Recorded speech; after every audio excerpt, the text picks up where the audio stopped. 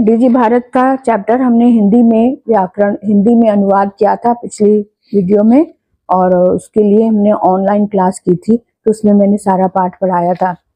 तो आज हम इसके अभ्यास कार्य करेंगे। तो आप ध्यान से अपने पेंसिल रबर लेके बैठ जाओ, कॉपी पेन, और कॉपी पेन पे उतार लो या फिर बुक में मार्क कर लो, तो जैसा आपको ठीक लगे। लेकिन इसके प्रश्न उत्तर और ये अभ्यास कार्य सभी मैं आज करवा रही हूँ, आप ध्यान से सुने।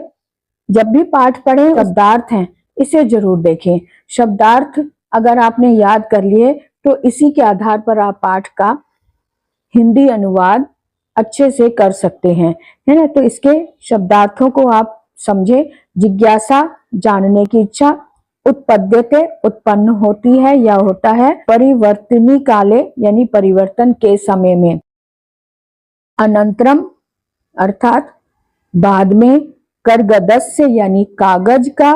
प्रविधि, यानी तकनीक विधि।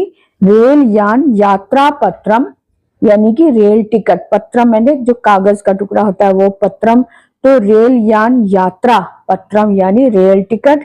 वायुयान यात्रा पत्रम, अर्थात हवाई जहाज का टिकट। और सौकर्यण, यानी आसानी से या सुगमता से। संदर्श्य, यानी दिखलाकर। चिकित्सालय, यानी अस्पताल। वस्त्रपटुके, यानी जेब में। द्रुत गत्या, अर्थात तीव्र गति से। और शुल्कम, अर्थात फीस। एक पदेन उत्तरत।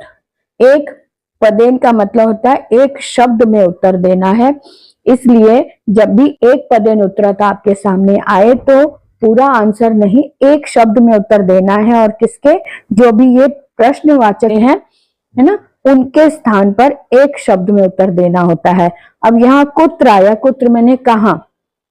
डिजिटल इंडिया इति अस्य चर्चा भवति। डिजिटल इंडिया ऐसी चर्चा कहाँ होती है, तो संपूर्ण विश्व, है ना, संपूर्ण विश्व में होती है, इसलिए संपूर्ण विश्व ये एक शब्द में उत्तर हो जाएगा। फिर उसके बाद है केन सह मानवस्य आवश्यकता परिवर्तते, यानी केन में तृतीय भक्ति लगी। केन मैंने किससे, किसके साथ मानव की आवश्यकता परिवर्तित होती है, तो काल परिवर्तनेन, यहाँ पर भी तृतीय विभक्ति ही आएगी। काल परिवर्तनेन, यानी काल समय परिवर्तन के साथ साथ मानव की आवश्यकता भी परिवर्तित होती है। अब उसके बाद देखिए, आपणे वस्तुनाम क्रय समय के शाम अनिवार्यता न भविष्यति, है ना।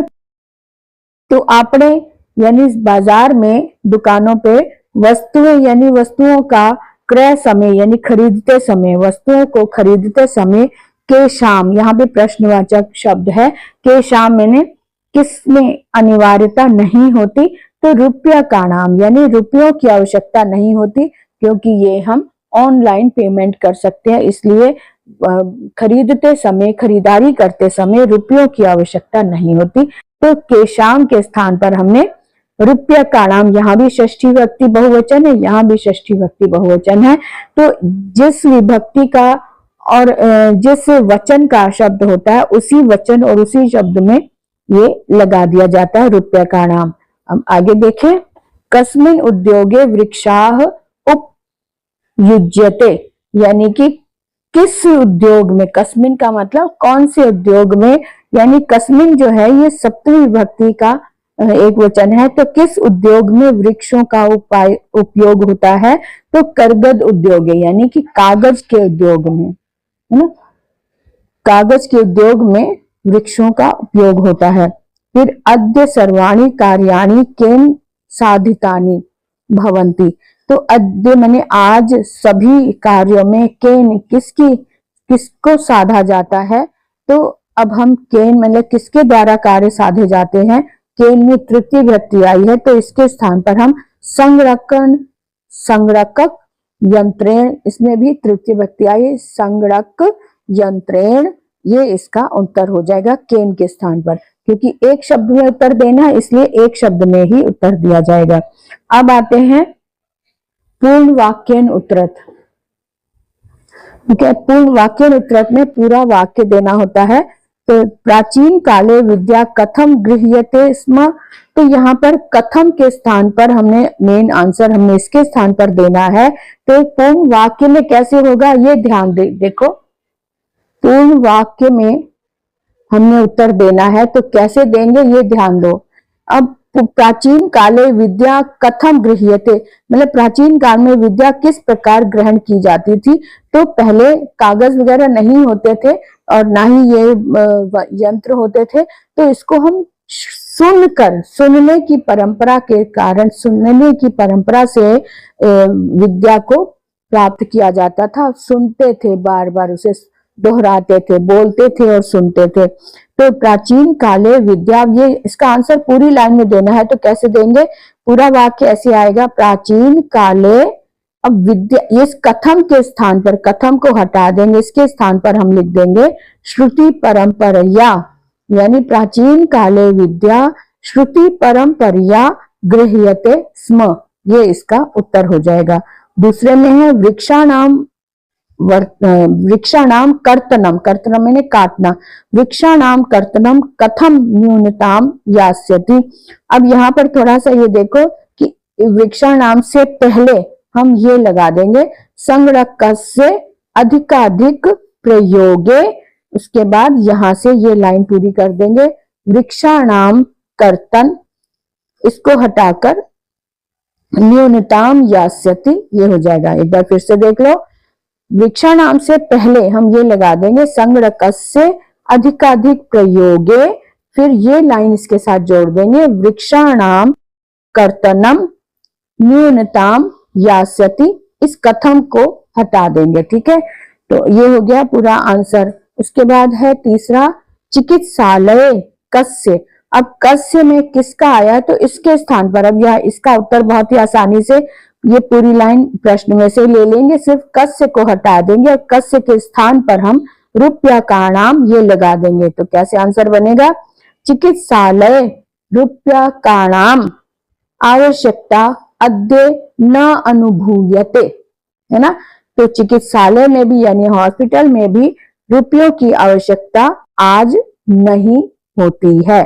क्यों नहीं होती है, क्योंकि वहां पर धन का आदान प्रदान हम ऑनलाइन कर देते हैं, यानी कि जैसे पेटीएम है या फिर गूगल पे है, इसके द्वारा हम पैसे का आदान प्रदान करते हैं। इसीलिए सप्तमी विभक्ति का है तो इसके स्थान पर हम लगा देंगे, बाकी सारा सेंटेंस ऐसे ही जाएगा, वयम, इसके स्थान पर हमने लिख दिया डिजि भारतम इति अस्याम, वयम डिजि भारतम इति अस्याम दिशि अग्रेसरामः, ये इस तरह से इसका उत्तर हो जाएगा पूरी लाइन में है। अब आगे देखें, एक और जो रह गया है, वस्त्र पटुके केशाम आवश्यकता न भविष्यति, है ना।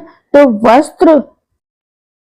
वस्त्र खरीदते समय में केशाम किसकी आवश्यकता नहीं होती, यहाँ पर भी केशाम के स्थान पर हम रूप्यकाणाम लगाकर सेंटेंस पूरा कर देंगे, है ना। अब हम आते हैं इस पर जो प्रश्न निर्माण है, प्रश्न निर्माण कैसे किया जाए, यानी ये सिंपल सेंटेंस लिखे हुए हैं, इसको प्रश्नवाचक में कैसे बनाएं। एक तो पहली बात एक छोटी सी सुन लो, जब भी प्रश्नवाचक शब्द बनाते हैं, जैसे किम सर्वनाम के शब्दों का प्रयोग करते हैं, तब सेंटेंस के अर्थ अंत में, जैसे यहाँ विराम लगा हुआ है, इसके स्थान पर हम क्वेश्चन मार्क लगा देंगे। ये लगाना मत भूलना जब हम क्वेश्चन मार्क लगाएं। तो हम लोग क्या करते हैं कि इसे भूल जाते, सिर्फ ये लगा देते हैं और ये विराम को हटाना भूल जाते हैं, तो विराम को हटाना हम नहीं भूलेंगे। भोजपत्रो अपि, लेखनम के स्थान पर, क्योंकि इसके नीचे अंडरलाइन की हुई है, इसके स्थान पर हमने किम लगा दिया, तो क्या होगा, भोजपत्रो परि किम आरब्धम, ये सेंटेंस बन गया प्रश्नवाचक, और यहाँ पर हमने ये प्रश्नवाचक चिन्ह लगा दिया। फिर लेखनार्थम कर्गदस्य आवश्यकतायाः अनुभूति ही न भविष्यति, लेखन के अर्थ में कागज का की आवश्यकता और अनुभूति नहीं होती, कागज लिखने के अर्थ में कागज की आवश्यकता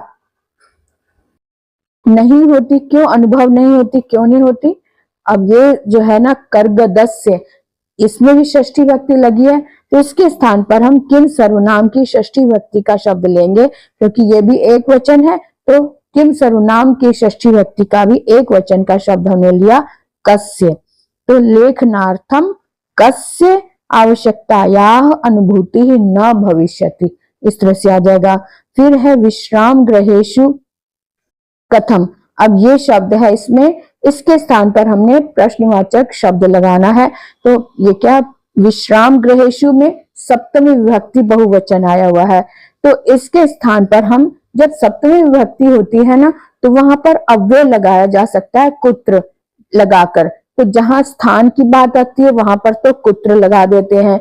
अगर कहीं तिथि की बात है या समय की बात दी गई है सप्तमी विभक्ति में, तो उसके स्थान पर हम कदा लगा देते हैं, यानी कि अव्यय लगा देते हैं। अव्यय लगाने में कहीं कोई भी बंधन नहीं होता विभक्तियों का, तो सिंपल कुत्र लगाकर हम वाक्य साथ में जोड़ देंगे, कुत्र कथम सुनिश्चितम भवेत, है ना।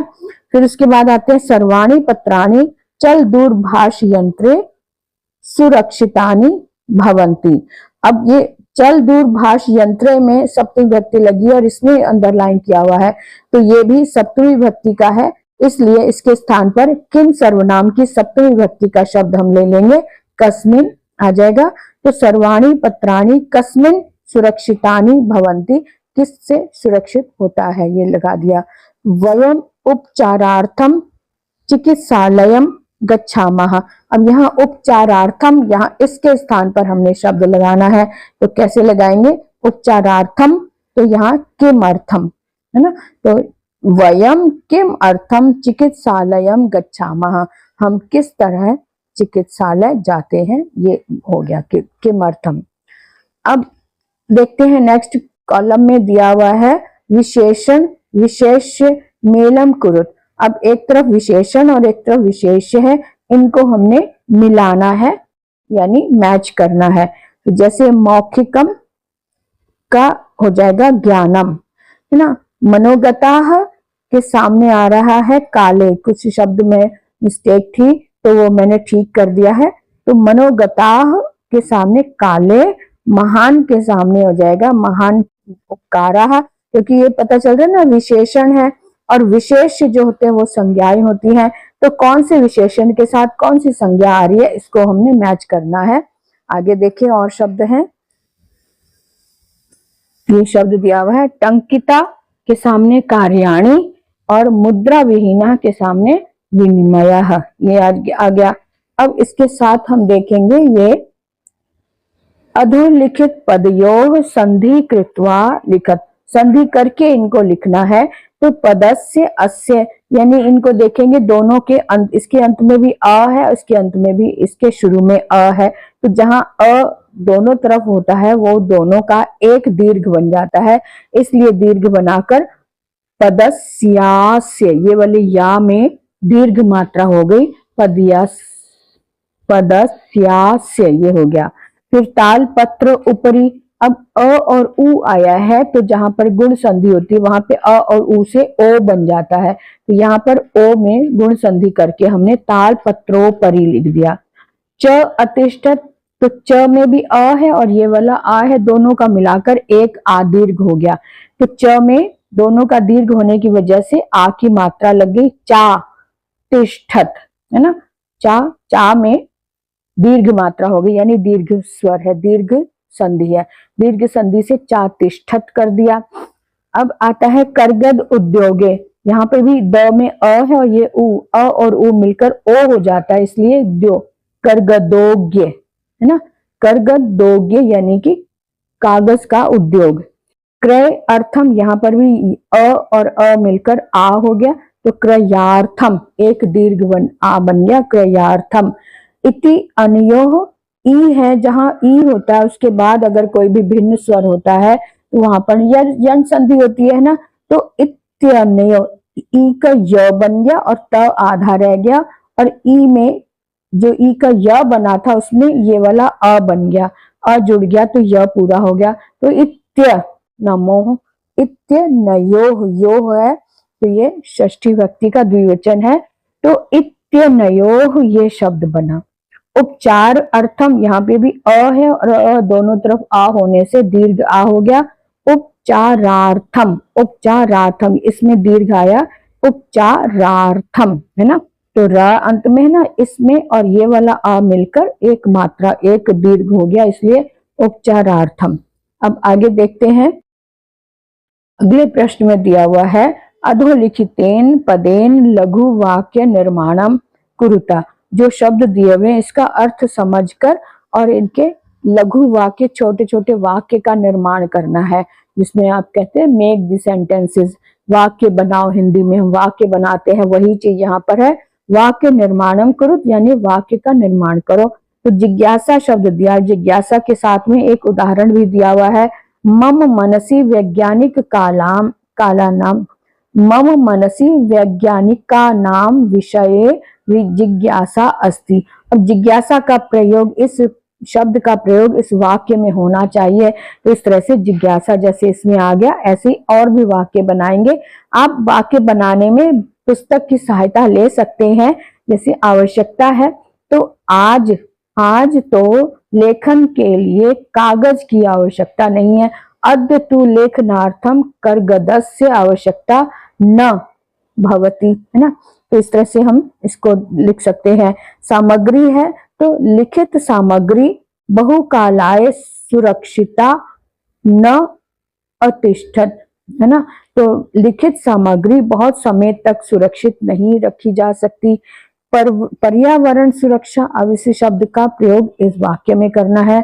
तो वयम पर्यावरणस्य सुरक्षा कुर्याम, हमें पर्यावरण की सुरक्षा करनी चाहिए। विश्राम ग्रहम, तो विश्राम ग्रह शब्द का अर्थ भी, शब्द भी वाक्य में, अर्थ नहीं, वाक्य शब्द वाक्य में आना चाहिए।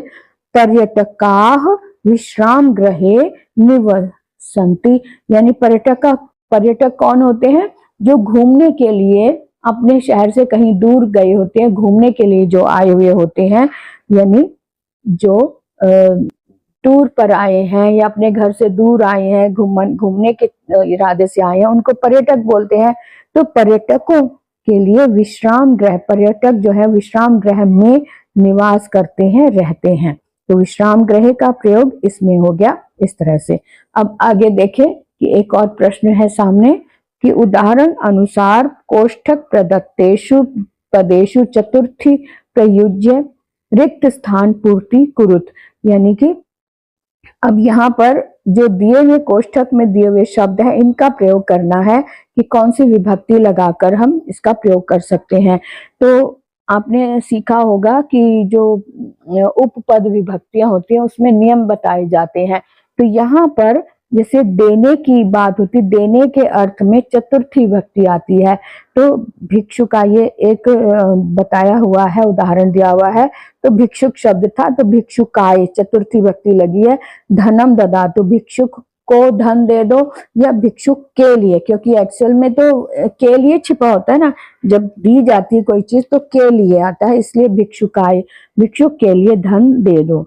अब पुस्तकम देहि, यहाँ छात्र लिखा है, तो पुस्तक को छात्र देने, यहाँ भी देने का अर्थ आ रहा है, इसलिए छात्र में छात्राय चतुर्थी विभक्ति आएगी, छात्राय पुस्तकम देहि।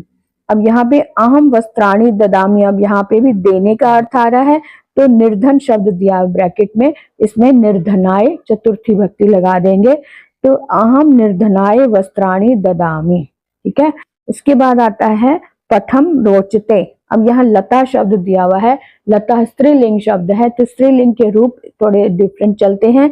तो स्त्रीलिंग में चतुर्थी विभक्ति में लता शब्द रूप में लतायै आता है, तो यहाँ पर हमने चतुर्थी विभक्ति के साथ लगा दिया लतायै पठनम रोचते, है ना।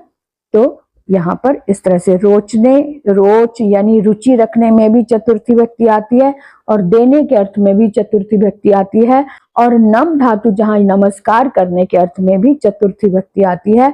ये आपने याद रखना है। यहाँ पर हम पहला क्या, रमेशा सुरेशाए, तो अलम लगा हुआ है, तो अलम के अर्थ में भी यहाँ पे तृतीया भी आ जाती है और यह चतुर्थी भी है। तो सुरेश में चतुर्थी विभक्ति लग दी, रमेश सुरेशाए अलम। यहाँ पे नम धातु लगी, नम के अर्थ में भी चतुर्थी विभक्ति लगती है, तो अध्यापकाय, है ना। आपने देखा होगा जब भी हम नमस्कार करते हैं देवी देवताओं को तो उसमें भी चतुर्थी विभक्ति लगती है, जैसे गणेशाय आय लग रहा है ना, शिवाय नमः, रामाय नमः, उसमें भी आय की विभक्ति लगती है, तो इसलिए चतुर्थी विभक्ति एक वचन, तो अध्यापकाय नमः इस तरह से हो जाएगा। तो ये इस तरह से हो गया हमारा पाठ कंप्लीट, इसका अभ्यास कार्य पूरा हो गया। और अब आप इसके अर्थ को समझते हुए पाठ का अध्ययन करेंगे, और अगर कोई बात समझ में नहीं आती तो आप कमेंट करके जरूर पूछेंगे, कि कमेंट में आपको उत्तर जरूर मिलेगा। कोई भी दुविधा हो आप प्रश्न करें, कमेंट करें, आपको उत्तर जरूर मिलेगा। तो आज के लिए विराम लेते हैं, फिर मिलेंगे अगली कक्षा में। तब तक के लिए बाय बाय।